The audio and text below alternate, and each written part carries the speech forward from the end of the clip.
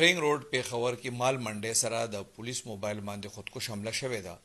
د خودکش د موقع کې یو سب انسپکټر او یو پولیس اهلکار چې کوم دي هغه شهیدان شوي دي. په موقع باندې درې کسان زخمیان هم دي. د پولیس طرف نه چې کوم انفارمیشن موږ ته اوسه پورې ملو شوی دغه مطابق د سوکنو ترنه پولیس موبایل دی هغه کې سب انسپکټر لک زاده خان او کانسټیبل لمزه پکيو دي په غش باندې د غزه کې غشت کولو. کله چې د مال منډي سره د نیر تر رسیدلې دي نو دغه ټیم کې په دی باندې یو خودکش حمله کړې ده. بیا د ماکه شوې ده. په دې د ماکه کې پولیس موبایل چې کوم دی خو مکمل تباه شوی دی او د کې سب انسپکټر لایق زاده خان او یو پولیس چې د سره کوم په موقع باندې هغه شهیدان شوی دي.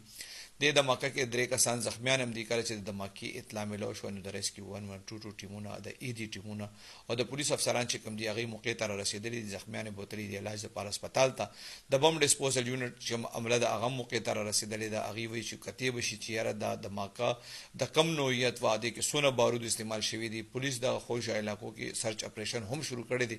مزید چې پدې کې بیا اپډیټس وینو هغه تاسو سره ضرور شیر کوم.